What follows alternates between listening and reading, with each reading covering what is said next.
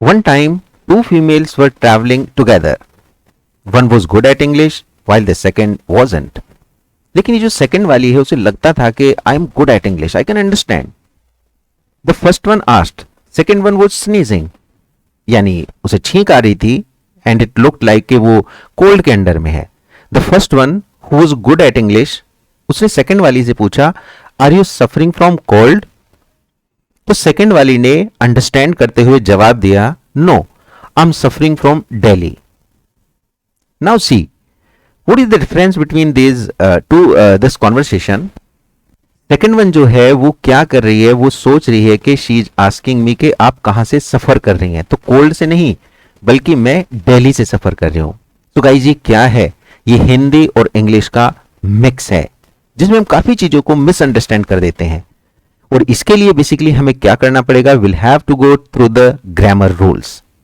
तो ग्रामर के rules means part of speech. Parts of speech में नाउन क्या है, एडजेक्टिव क्या है, और अगर हम हिंदी जैसे वर्ड्स को यूज करते हैं यानी कि सफरिंग, उस सफरिंग सफर नहीं बल्कि क्या है, लाइक पीड़ित होना या फिर परेशान होना, तो हमें ग्रामर को करना होगा. एंड स्पेशली जब ये हमारे एग्जाम में पूछी जा रही हो. तो चलिए इसी ग्रामर की शुरुआत करते हैं. स्टूडेंट्स वर आस्किंग, तो हम शुरू करते हैं आज एक नया चैप्टर ग्रामर का. आज के इस चैप्टर में बेसिकली हम करने वाले हैं MCQs based on noun. So guys शुरू करते हैं विदाउट गेटिंग लेट कि हम इस नाउन को कैसे कर सकते हैं. सी, I have taken some PYQs on this topic now. ये हमारे PYQs हैं इस नाउन पे, राइट? नाउ सी, रूल्स आप इसके बढ़िया से जानते हैं, लेकिन हम रूल्स की डेफिनेशन भी देखते रहेंगे, हम उसकी एक्सप्लेनेशन भी देखते रहेंगे while going through the question.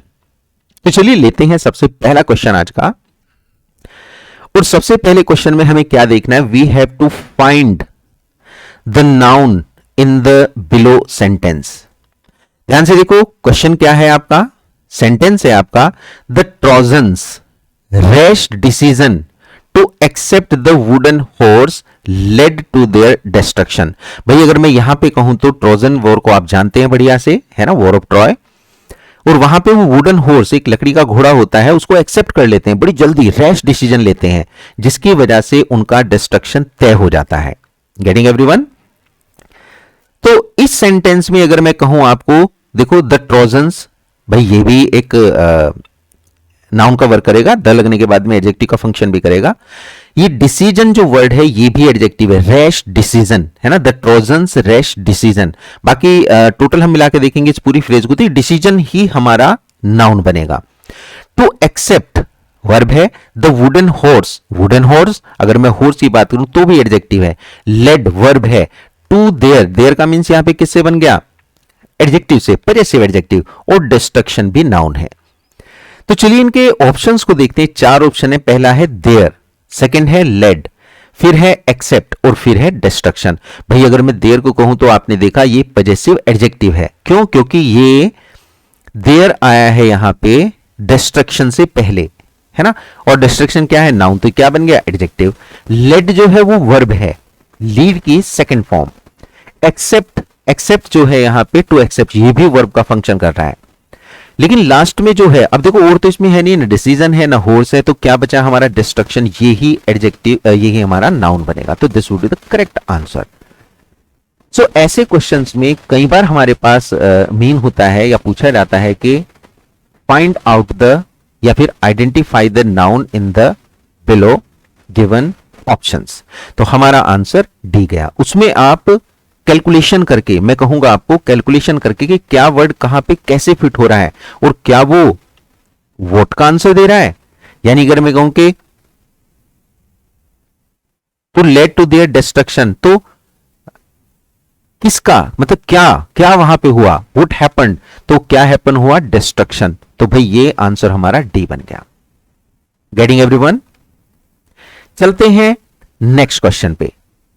अब ध्यान से देखो, इसमें कहता है कि fill in the blanks the correct noun. आपको करेक्ट नाउन यहां पे भरना है, ये भी नाउन पे बेस्ड है.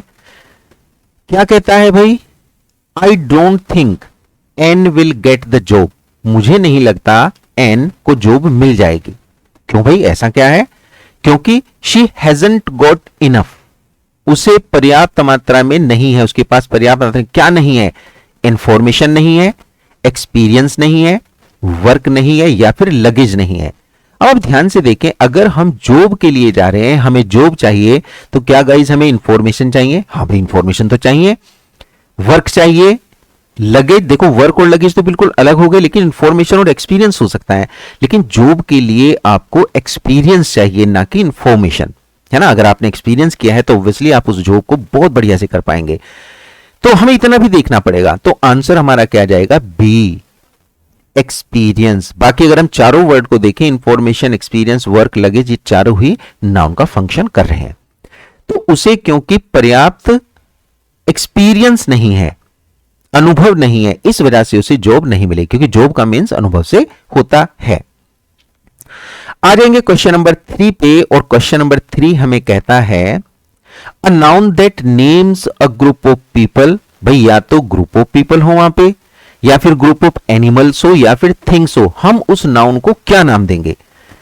देखो सबसे पहला हम देखते हैं एब्स्ट्रैक्ट, फिर हम देखते हैं कलेक्टिव, प्रॉपर एंड काउंटेबल। देखो काउंटेबल नाउन बेसिकली क्या है? ये हमारा कॉमन का ही एक रूप है। काउंटेबल, अनकाउंटेबल, ऐसे नाउन जिनको काउंट कर सके, उनके पीछे नंबर यूज हो सके, वो क्या है हमारे? काउंटेबल। ना हो सके अनकाउंटेबल। प्रॉपर का मीन्स है जिसमें हम किसी पर्टिकुलर नेम जो कि उनका ही स्पेसिफिक है उसे हम दे, प्रॉपर कहलाएगा। जैसे अमित, सुरेश, अमित, सुरेश एटसेट्रा, ये सारे के सारे प्रॉपर हैं। एब्स्ट्रैक्ट का मीन्स है जो हमें दिखाई ना दे बट हो, यानी इसे हम फील कर पाए। जैसे ऑनेस्टी है ना, ब्यूटी है, ये सब के सब हम नाप नहीं सकते, हम इसको लाइक मेजर नहीं कर सकते, टच नहीं कर सकते, बट हम उसे महसूस जरूर कर सकते हैं, यानी फील कर सकते हैं।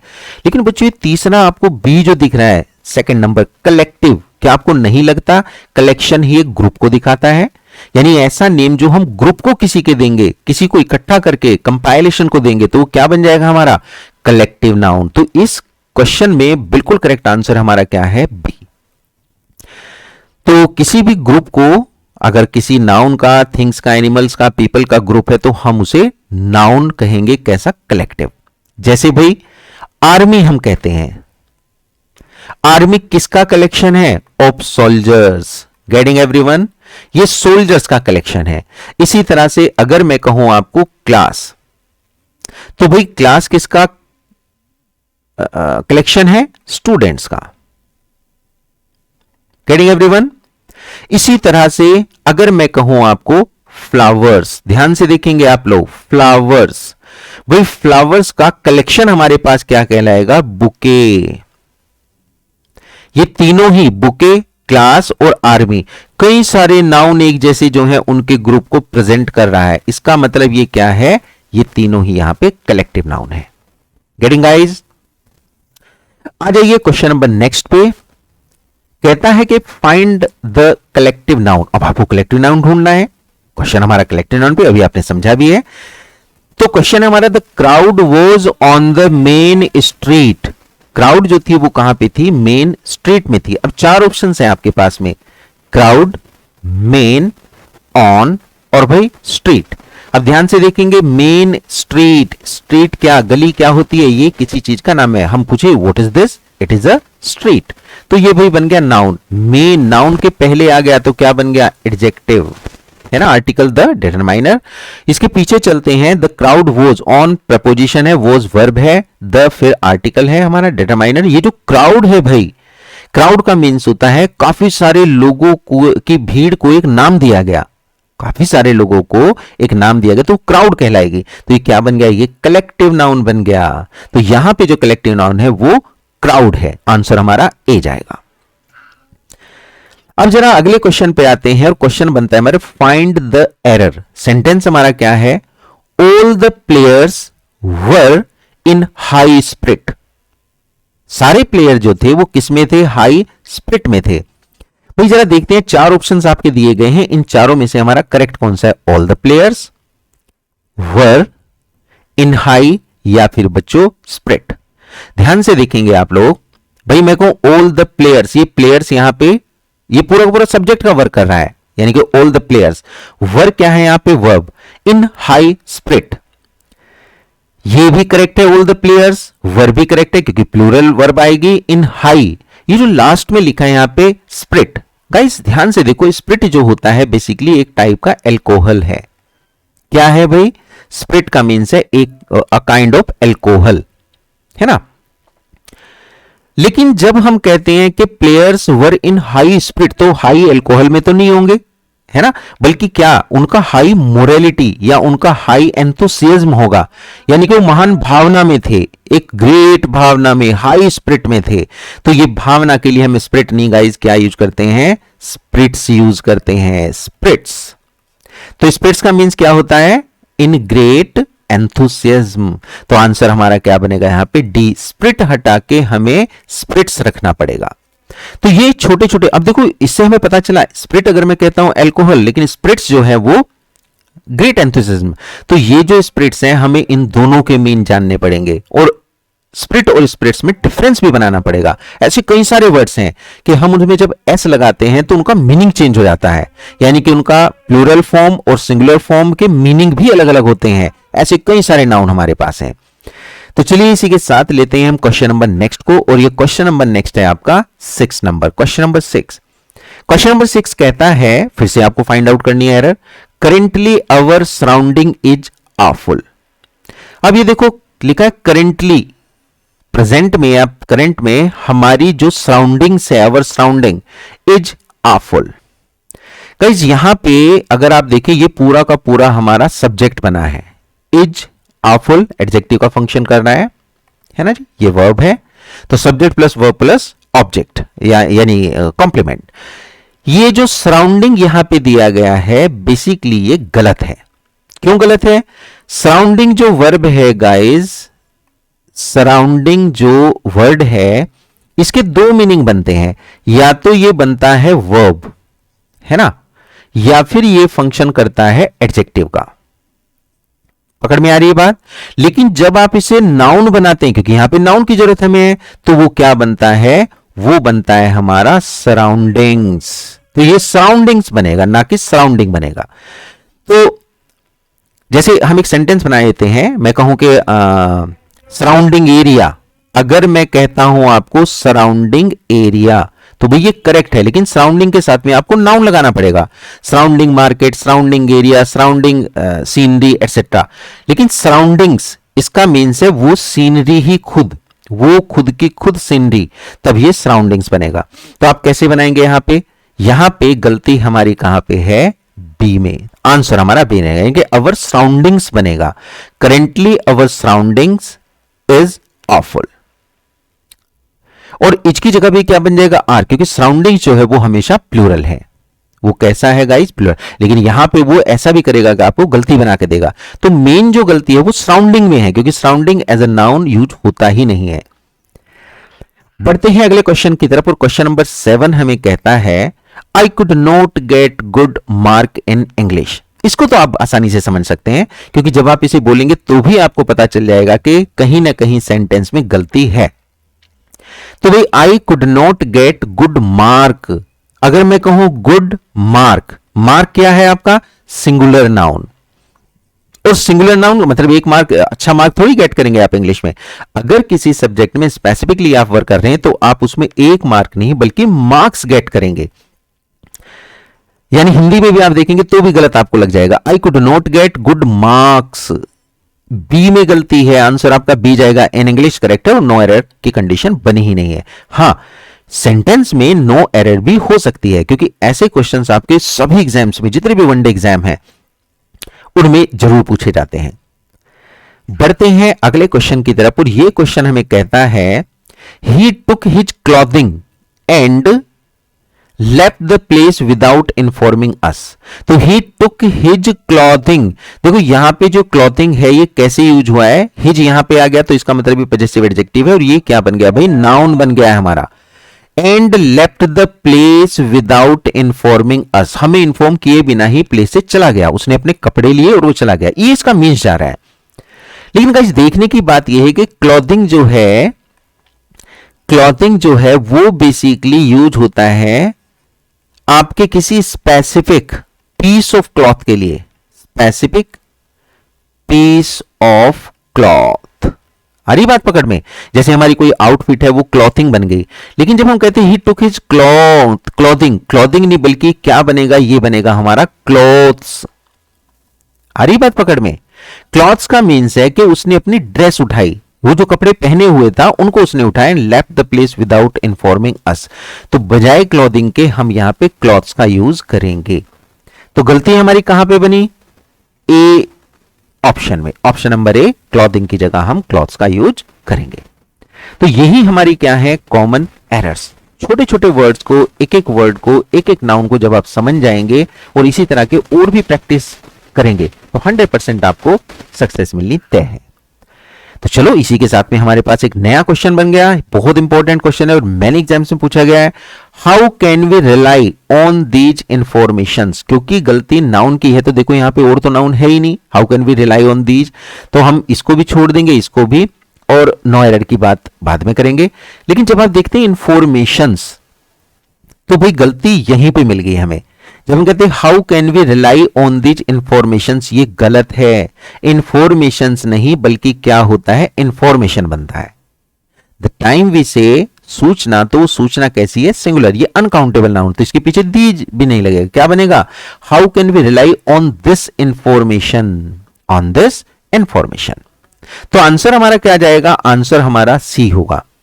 यानी सूचना जो है वो सिंगुलर नाउन है, और सिंगुलर में भी कैसा? Singular uncountable noun.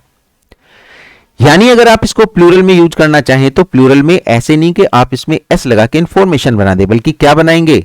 आप बनाएंगे a bit of information, a bit of information, या फिर आप कहेंगे टू, और वो भी क्या है? Bits of information.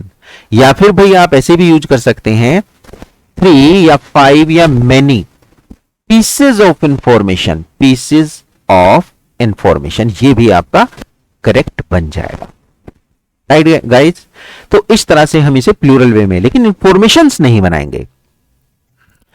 और आते हैं क्वेश्चन नंबर 10 पे। क्वेश्चन नंबर 10 हमें कहता है there were lots of mistakes in your exercise. देखो, इन योर एक्सरसाइज, जब हम योर लगाते हैं तो हमें पता चल गया एक्सरसाइज जो है वो नाउन है यहां पे।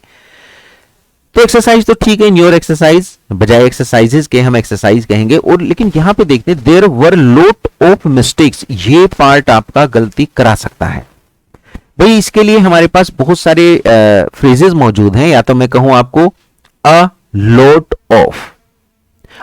ऑफ मिस्टेक्स, करेक्ट है, कोई गलती नहीं है। या फिर गाइज मैं कहूंगा आपको लॉट्स ऑफ मिस्टेक्स। आ रही है बात पकड़ में? तो या तो करेक्ट फ्रेज है अ लॉट ऑफ मिस्टेक्स, या फिर हमारा है लॉट्स ऑफ मिस्टेक्स।